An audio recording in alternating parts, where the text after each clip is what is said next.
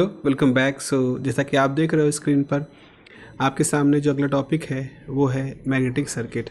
Magnetic circuit का जो idea है वो मोर मैथमेटिकल है। मैथमेटिकल पॉइंट ऑफ व्यू से आपको सहायता देता है जब आप आगे इलेक्ट्रिकल इंजीनियरिंग में डिफ़िकल्ट सर्किट्स, ख़ासतौर पे जो ये इस तरह के सर्किट्स होते हैं, रियल सर्किट्स होते हैं जहाँ मैग्नेटिक कंपोनेंट भी रोल आता है, इंडक्टर्स होते हैं, इंडक्शन के थ्रू उसमें पावर ट्रांसफ़र होता है, लाइक द ट्रांसफार्मर और एनी कपल्ड सर्किट्स। इस तरह की सिचुएशन से बात आती है तो मैग्नेटिक सर्किट का जो आइडिया है ये हमको मैथमेटिकल एक एज देता है। ऐसा है कि मैग्नेटिक सर्किट का जो कॉन्सेप्ट डेवलपमेंट है वो काफ़ी हद तक इलेक्ट्रिकल सर्किट से ही मोटिवेटेड है। जैसे इलेक्ट्रिकल सर्किट में एक वोल्टेज होता है, आपने पढ़ा है कि इलेक्ट्रिकल सर्किट के लिए हम एक वोल्टेज लेते हैं, फिर एक तार होता है, फिर वहाँ कुछ कंपोनेंट होते हैं और फिर तार कंप्लीट करता है बैटरी के दूसरे सिरे से जुड़ के, तो करंट प्लस से लेकर के माइनस तक जाती है। बेसिकली इसका कारण यह है कि इलेक्ट्रॉन माइनस से होते हुए, कंपोनेंट से होते हुए प्लस तक मूव करते हैं, तो अपोजिट डायरेक्शन में करंट फ्लो करती है। तो वहाँ पर हर चीज़ फिजिकल है। आप एक्चुअल में एक वोल्टेज सोर्स देख सकते हो, आप एक्चुअल में तार देख सकते हो, इलेक्ट्रॉन तो नहीं देख सकते लेकिन उसके फ्लो की वजह से होने वाले इफ़ेक्ट को आप बल्ब में जलता हुआ देख सकते हो। तो इस तरह से आप रियलाइज़ कर सकते हो। लेकिन वैसा ही देखा देखी जब मैग्नेटिक सर्किट में दिखाने की बारी आए तो मैग्नेटिक सर्किट में एक्चुअल में कोई मैग्नेटिक चार्ज नहीं होते। मतलब मैग्नेटिक सर्किट में ऐसा नहीं होता कि नॉर्थ पोल जैसे कोई चार्ज होता है जो मूव करते हुए तार में चले जाएं। वहाँ नॉर्थ पोल और साउथ पोल जो होता है वो मैग्नेट के दो सिरे होते हैं जो फिक्स होते हैं और हमेशा एक साथ रहते हैं। ऐसा हम कोई मैग्नेट नहीं बना सकते जिसमें केवल नॉर्थ पोल या केवल साउथ पोल हो। तो ये सब कुछ बुनियादी डिफरेंसेस हैं। लेकिन मैग्नेट में क्या होता है, नॉर्थ पोल से मैग्नेटिक लाइन बाहर निकलती है और साउथ पोल में एंटर करती है। अब ये मैग्नेटिक लाइंस वैसे तो दिखाई नहीं पड़ती, लेकिन अगर आप कुछ जैसे आपने देखा होगा, वीडियो वगैरह देख सकते हैं जहाँ मैग्नेटिक लाइन को विजुलाइज करने के लिए कुछ मैग्नेट के चारों तरफ लोहे की छीलन डाल देते हैं, तो उसके वो जो छोटे छोटे पार्टिकल होते हैं लोहे के, वो उस हिसाब से अपने आप को अरेंज कर लेते हैं, कुछ मैग्नेटिक लाइन जैसा कुछ हमको वो दिखाते हैं इफेक्ट। तो इस तरह से हम तुलना करते हैं, हमेशा मैग्नेटिक सर्किट को डिफाइन करते समय इलेक्ट्रिकल सर्किट से उसकी तुलना करते हैं और वैसे ही देखा देखी कुछ टर्म्स हम डिफाइन करते हैं। यही आइडिया है यहाँ पर। So the basic theory of the magnetic system suggested that the strength of magnetic field is determined by the density of flux line. देखो ऐसा होता है, आपने पढ़ा है बेसिक क्लास में कि नॉर्थ पोल है, साउथ पोल है, और हम कह रहे हैं यहाँ से मैग्नेटिक लाइन्स निकल रही। इस तरह से मैग्नेटिक लाइन जो है वो नॉर्थ पोल से आपकी बाहर निकल रही है। अब आप क्या करिए, आप एक कोई छोटा सा एरिया ले लीजिए, उस एरिया को मैग्नेट के पास रखिए और फिर वही एरिया मैग्नेट से दूर रखिए। तो जब पास लोकेशन नंबर 1 पे आपने रखा तो आपने देखा वहाँ से 1 2 3 4 5 6 7 8 लाइनें जो हैं इस पर्टिकुलर एरिया ए से गुजर रही हैं। लोकेशन नंबर 2 में उतना ही बड़ा एरिया है लेकिन नंबर ऑफ लाइन 2 ही गुजर रही हैं। तो लोकेशन नंबर 1 पर आप कहोगे फ्लक्स डेंसिटी ज़्यादा है, number of line through area ज़्यादा है। लोकेशन नंबर 2 पर फ्लक्स डेंसिटी कम है। फिजिकली क्या बता रहा है, फिजिकली ये बता रहा है कि मैग्नेट के पास का जो रीजन है यहाँ मैग्नेटिक फील्ड की स्ट्रेंथ ज़्यादा है, और जो लोकेशन नंबर 2 है यहाँ मैग्नेटिक फील्ड की स्ट्रेंथ कम है। स्ट्रेंथ के बारे में ये हमको बता रहा है। तो ये एक चीज़ है यहाँ पर जो हम लोग देख पा रहे हैं। तो आगे देखें, यहाँ पर लिखा है आगे इसी में, so the number of magnetic flux line per unit area is called the flux density. तो जितने magnetic lines per unit area जा रहे हैं उनको हम फ्लक्स डेंसिटी कहते हैं। इसका यूनिट टेस्ला होता है। जैसे बी को आप नापोगे तो मैग्नेटिक फ्लक्स अपॉन एरिया करोगे तो मैग्नेटिक फ्लक्स अपॉन एरिया हो गया, और वेबर अपॉन मीटर स्क्वायर यानी टेस्ला इसकी यूनिट हो गई है। अगर हम MKS से पहले जो सिस्टम चलता था that is the CGS system, CGS system की बात करें सेंटीमीटर ग्राम सेकेंड सिस्टम में, तो उस समय मैग्नेटिक फ्लक्स को हम मैक्सवेल यूनिट से नापते थे और बी को हम गॉस से नापा करते थे। अब इलेक्ट्रोमैग्नेट का आइडिया क्या है? इलेक्ट्रोमैग्नेट का आइडिया ये है कि आप एक लोहे का सिलेंडर लीजिए, ठोस हो तो ठीक है, और उसके चारों तरफ आप इस तरह से तार लपेट दीजिए और तार के अंदर आप करंट I फ्लो कराइए। मान लीजिए N फेरे आपने 20-25 जो भी आपको फेरे लपेटे आपने करंट फ्लो कराई। जैसे आप करंट फ्लो कराओगे वैसे ही इसके चारों तरफ इस तरह से मैग्नेटिक लाइन इस्टेब्लिश हो जाएंगी, और ये जो लोहे की रॉड जिसके ऊपर तार लपेटा है वो लोहे की रॉड एक चुंबक की तरह से काम करना शुरू कर देगी।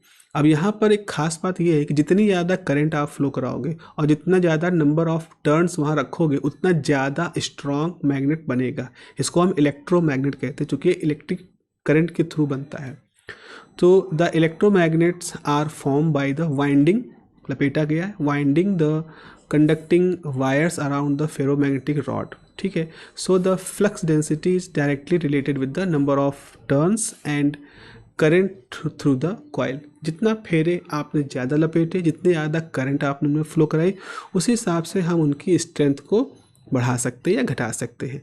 तो अब यहाँ पर ये जो नंबर ऑफ फेरे हैं और जो ये करंट है, एक तरह से बैटरी जैसा काम करे। जैसे बैटरी का वोल्टेज, जैसे बैटरी की स्ट्रेंथ ज़्यादा है तो ज़्यादा करंट फ्लो कराएगी, कम है तो कम करंट फ्लो कराएगी। वैसे ही अगर फेरों की संख्या और करंट की वैल्यू ज़्यादा है तो ज़्यादा मैग्नेटिक लाइनें डेवलप होंगी, कम है तो कम होंगी। सो हम कह सकते हैं, so a quantity call the magnetomotive force या एमएमएफ में डिफाइन एज, एमएमएफ को एफ से रिप्रेजेंट कर रहे हैं, फेरों की संख्या multiplied by the current, ampere turn इसका यूनिट हो जाएगा। So in this way if you increase the number of turn, चाहे इस बार फेरों की संख्या बढ़ा दोगे अराउंड द कोर और increase the current via the coil, the magnetic strength increases. Obvious सी बात है, दोनों को बढ़ा दोगे तो और बढ़ जाएगी, दोनों में से किसी को बढ़ाओगे तो ओवरऑल आपकी जो मैग्नेटोमोटिव फोर्स है वो बढ़ जाएगा। अब हमने यहाँ पर ये कहा कि जैसे अभी हम कह रहे हैं कि अब हमारे पास मान लीजिए चुंबक है, ये इसमें से मैग्नेटिक लाइंस निकलती है, नॉर्थ पोल से साउथ पोल में एंटर कर जाती हैं। तो आप ये मान सकते हो कि यहाँ कोई तार तो नहीं है, लेकिन जैसे बैटरी के एक सिरे से तार निकल के दूसरे सिरे पर जाता है, ऐसे ही नॉर्थ पोल से लाइनें निकलती हैं और साउथ पोल पर जाती हैं। तो तुलना करके देखो, तो जैसे यहाँ ये तार का सर्किट है, वैसे यहाँ मैग्नेटिक लाइनों का सर्किट है, तो इसको हम इलेक्ट्रिकल सर्किट कहते हैं, इसको तो हम मैग्नेटिक सर्किट कह सकते हैं। तो इसी लॉजिक को यहाँ कहा गया है, the magnetic lines of magnetic flux form a closed loop, एक closed loop बनाती है। तो this complete closed path followed by any magnetic line or group of line is called the magnetic circuit। Simple सी बात, इसको magnetic circuit हम कह रहे हैं। So the magnetomotive force for the magnetic circuit is similar to the applied voltage in the circuit। जैसे अब फिर वही बात हो गई, तुलना वाली बात है। तो जैसे हमारे इलेक्ट्रिकल सर्किट के अंदर वोल्टेज होता है जो कि बहुत सारी मैग्नेटिक लाइन, बहुत सारे करंट को फ्लो कराता है, ऐसे ही हम एक मैग्नेटोमोटिव फोर्स डिफाइन कर सकते हैं जो कि बहुत सारी मैग्नेटिक लाइंस को नॉर्थ पोल से साउथ पोल की तरफ भेज रहा है या एस्टेब्लिश कर रहा है। तो जैसे electric potential try to establish current in the circuit, similarly the magnetomotive force set up the magnetic flux. Very obvious, very straightforward statement. तो सीजीएस सिस्टम में अगर आप कहोगे तो एमएमएफ की जो यूनिट होती है उसको गिलबर्ट कहते थे, बट अभी जो एमकेएस सिस्टम जो हमने 1964 से अडॉप्ट किया है, तो एमकेएस सिस्टम में यूनिट क्या होती है, एम्पियर टर्न्स इसकी यूनिट हो जाती है। Okay, let us move to the next part, that is the property of permeability. देखो भाई, ऐसा होता है कि हर मटेरियल की अपनी एक खास गुण होता है चुंबकीय क्षेत्र के प्रति अपना रिस्पॉन्ड देने का। जैसे यहाँ पर मान लो ऑलरेडी एक मैग्नेटिक फील्ड अप्लाई है, हमने एक मैग्नेटिक मटेरियल इस फील्ड में लाया, तो अब ये मटेरियल या तो मैग्नेटिक फील्ड की तरफ स्ट्रांगली अट्रैक्ट होगा, या उससे डेविएट होगा, या बहुत ही वीकली अट्रैक्ट होगा, या वीकली डेविएट होगा। ऐसे सारे गुण हो सकते हैं। इनको हम मैथमेटिकली कैसे दिखा सकते हैं, फिजिकली किस पैरामीटर्स दिखाएंगे, तो उसके लिए हम यूज करते हैं permeability. So permeability is a kind of property जो परमिट करती है मैग्नेटिक लाइन्स को किसी मटेरियल को इन्फ्लुएंस करने के लिए। मोर प्रिसाइज स्टेटमेंट देखो, यहाँ पर लिखा है आपके पास कि the every material has a property of permeability. Obvious सी बात है, which is the magnetic property of any material. This measure the ease with which magnetic flux lines can be established in the material। Now this is very important relation, this is related to the ease, कितनी सरलता से हमारा जो magnetic lines हैं वो किसी material के अंदर इस्टेब्लिश हो जाती हैं, इस बात को हम उसकी परमिएबिलिटी से रिप्रेजेंट करते हैं। फॉर एग्जाम्पल, जैसे हम लोग एक वर्ड यूज करते हैं IQ, भाई इस व्यक्ति का IQ बहुत अच्छा है। IQ होने का मतलब है कितनी सरलता से वो किसी कॉन्सेप्ट को, किसी नई बात को सीख लेता है, उसका IQ कहलाता है। IQ ज़्यादा होने का मतलब है कि वो अपने उसके ब्रेन में इस तरह से फंक्शनलिटी है कि उसको कोई बात आप बताओगे तो वो अपने प्री एग्जिस्टिंग नॉलेज से उसको रिलेट करके उसको आपस में एब्जॉर्ब कर लेगा। तो ऐसे ही कितनी ईज़ के साथ कोई मटेरियल मैग्नेटिक लाइन को इस्टेब्लिश करता है, इट इज़ द परमिएबिलिटी। इसकी यूनिट की बात करें तो म्यू नॉट इसका सिंबल होता है, और एयर के लिए इसकी वैल्यू 4 पाई × 10⁻⁷ वेबर पर एम्पियर होती है।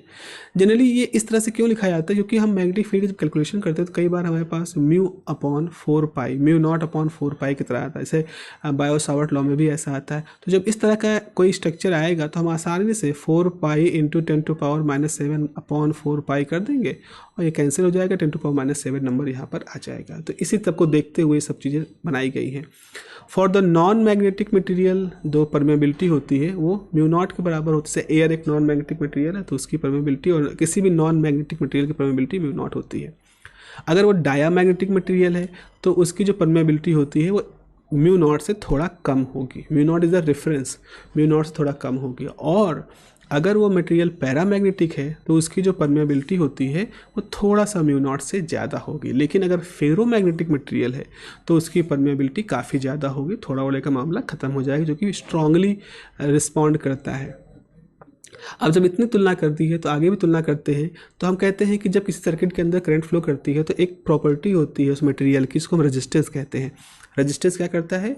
करंट के फ्लो को अपोज करता है। तो क्या यहाँ पर भी अगर कोई सर्किट किसी मटेरियल के अंदर मैग्नेटिक लाइंस को पास कर रहा होगा, मान लो एक हमने फेरो की संख्या n कर दी और बहुत ज़्यादा करंट फ्लो कराएगी तो एमएमएफ ज़्यादा है, तो मटेरियल के अंदर से जब मैग्नेटिक लाइनें गुजरेंगी तो क्या मटेरियल आराम से गुजरने देगा? ऐसा नहीं होता है। मटेरियल भी उसको विरोध करता है, उस मैग्नेटिक लाइन के स्टेब्लिशमेंट का विरोध करता है। जैसे करंट के फ्लो का विरोध होता है, वैसे ही मैग्नेटिक लाइन के स्टेब्लिशमेंट का विरोध होता है। तो जैसे हम इलेक्ट्रिकल सर्किट में रेजिस्टेंस कहते हैं, वैसे ही मैग्नेटिक सर्किट में हम रिलेक्टेंस नाम देंगे। तो यहाँ पे लिखा है कि in the electrical circuit the resistance of the material to flow of charge is determined for the electrical circuit by equation this. जैसे इलेक्ट्रिकल सर्किट में करंट में फ्लो कैसे होती है, इसको डिटरमाइन करने के लिए हम उसका रेजिस्टेंस डिफाइन करते हैं। रेजिस्टेंस जो होता है resistivity times length of the wire और cross section of the wire या मीडियम होता है, ओम उसका यूनिट होता है। Similarly the opposition offered by the material to setting up magnetic lines in the material is determined by the term reluctance and this is explained by L by mu naught upon a, mu upon a. तो जैसे वहाँ R होता है, ऐसे यहाँ पर हम एक, अब इसका वैसे सिंबल S भी हम कह सकते हैं। S is the symbol of reluctance और इसकी जो यूनिट होती है इसको रेल्स कहते हैं या ampere turn upon weber, ampere turn upon weber की तरह से भी देख सकते हैं। यहाँ पर L क्या है? As the mean length of the magnetic path, जो मैग्नेटिक पाथ के अलॉन्ग आप देख रहे हैं उसका मीन लेंथ कितना है, और जो क्रॉस सेक्शनल एरिया है मटेरियल का वो हो गया। जैसे परमिएबिलिटी रिलेटेड होती है ईज ऑफ स्टेब्लिशमेंट से, तो magnetic flux it is inversely proportional to the reluctance. कहने का मतलब क्या है? आप यहाँ पे देखिए S is inversely proportional to mu है यहाँ पर इस फॉर्मूले में। इसको मैं साफ कर दे रहा हूँ। यहाँ पे आप देख रहे हो कि यहाँ पर जो ये रिलेक्टेंस है ये म्यू के इन्वर्सली प्रोपोर्शनल के साथ है। इसका कारण ये है क्योंकि म्यू रिप्रेजेंट करता है ईज़ के साथ, कितनी सरलता के साथ, कितनी आसानी के साथ, सुविधाजनक तरीके से कोई मैग्नेटिक लाइन किसी मटेरियल के अंदर इस्टेब्लिश हो जा रही है। और रिलेक्टेंस होता है कि वो उसका अपोजिशन कितना कर रहा है। तो जहाँ म्यू ईज़ को दिखा रहा है वहाँ एस जो है वो उसके रिलेक्टेंस यानी उसके अपोजिशन को दिखा रहा है। तो जाहिर सी बात है अगर ईज ज़्यादा होगा, अगर परमेबिलिटी ज़्यादा यानी कि ज़्यादा आसानी से कोई मटेरियल अपने अंदर मैग्नेटिक लाइन इस्टेब्लिश कर ले रहा है, इसका मतलब उसका रिलेक्टेंस कम होगा। अगर परमेबिलिटी कम है, ठीक है, अगर परमेबिलिटी मतलब ईज कम है तो उस स्थिति में रिलेक्टेंस जो होगा वो ज़्यादा होगा।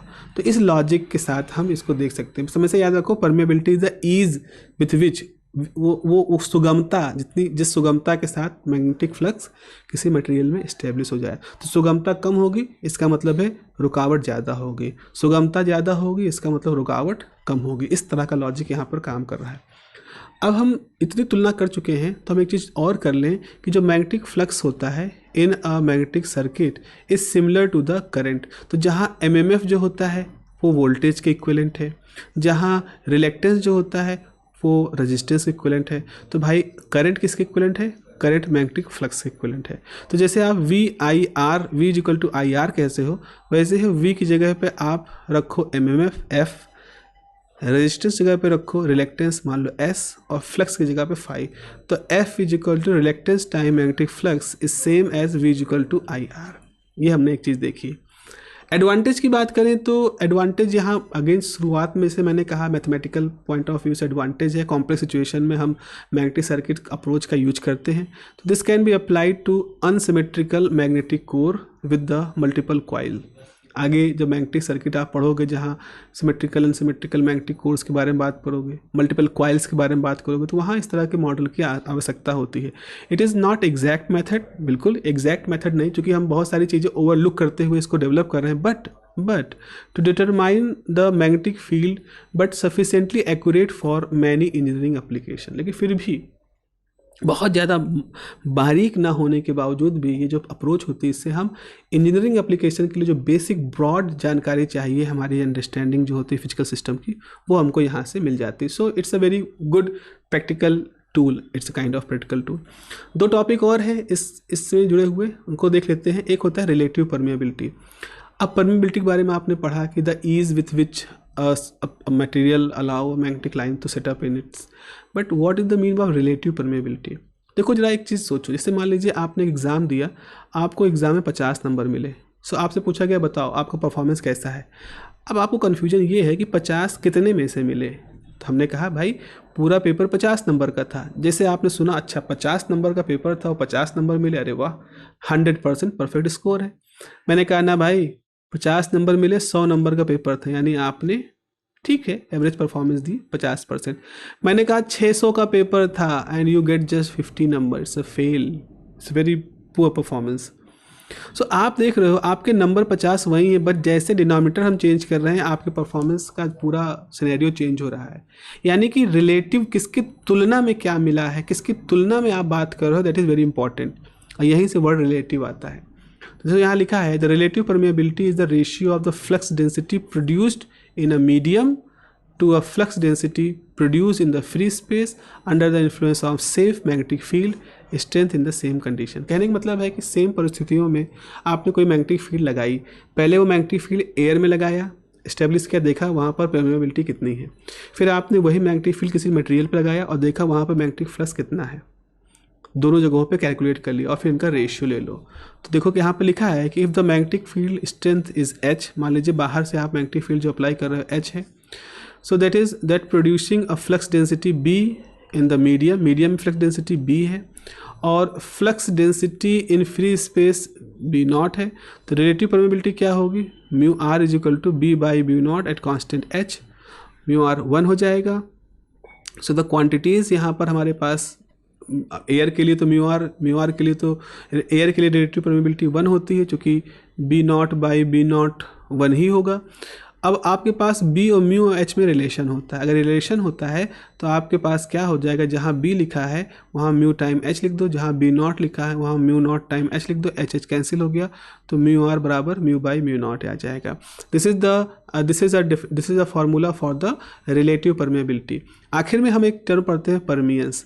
इसका लॉजिक ये है कि जैसे आप कहते हो कि रजिस्टिविटी है, जैसे आप कहते हो रजिस्टिविटी है, तो रजिस्टिविटी प्रोपोर्शनल इन्वर्सली प्रोपोर्शनल होती है कंडक्टिविटी के, या रजिस्टेंस जो है वो इन्वर्सली प्रोपोर्शनल होता है कंडक्टेंस के. तो सवाल ये है कि हमारे पास रिलेक्टेंस है, रिलेक्टेंस जो कि रेजिस्टेंस जैसा है, तो ये किसके इन्वर्सली प्रोपोर्शनल होगा, तो उसका जवाब है परमियंस के. तो जो रोल कंडक्टेंस प्ले करता है इलेक्ट्रिकल सर्किट में, वही रोल परमियंस प्ले करता है मैग्नेटिक सर्किट में. So for the magnetic circuit the reciprocal of the reluctance is called the permeance. Simple इसकी डेफिनेशन है, वेबर पर एम्पियर इसकी यूनिट होती है. So due to the property of permeance the magnetic circuit allow the flow of magnetic flux through it. तो जहाँ reluctance कहता है जिसकी वजह से मैग्नेटिक कोई मटेरियल मैग्नेटिक फ्लक्स के इस्टेब्लिशमेंट का विरोध करता है, वहीं परमियंस उस मीडियम के उस ईज को दिखाता है कितनी आसानी से वो मैग्नेटिक फ्लक्स को अपने से गुजरने दे सकता है. तो एक तरह से आप कंडक्टेंस की तरह से इसको माने मैग्नेटिक सर्किट केस में. ठीक है, ये हो गया हमारे पास मैग्नेटिक सर्किट का. इससे आपको छोटे से क्वेश्चन और मीडियम रेंज के जो क्वेश्चन होते हैं, शॉर्ट क्वेश्चन और जो मीडियम रेंज क्वेश्चन होते हैं वो आपको यहाँ से मिलते हैं. छोटी छोटी परिभाषाएं हैं जो आपको 2 नंबर पूछी जाती है और भी इससे जुड़ी हुई चीज़ें हैं जो आपको यहाँ से मिल जाती हैं. अगला जो टॉपिक है वो हमने वापस ट्रांसफार्मर पर आना है. काइंड ऑफ ट्रांसफार्मर कितने तरह के होते हैं, तो हम काइंड ऑफ ट्रांसफार्मर के बारे में पढ़ेंगे, फिर उनका मैथमेटिकल इक्विवेलेंट मॉडल भी यहाँ पर देखेंगे. चलिए मिलते हैं अगली क्लास में जहाँ हम ट्रांसफार्मर सर्किट को फिर से रिज्यूम करेंगे.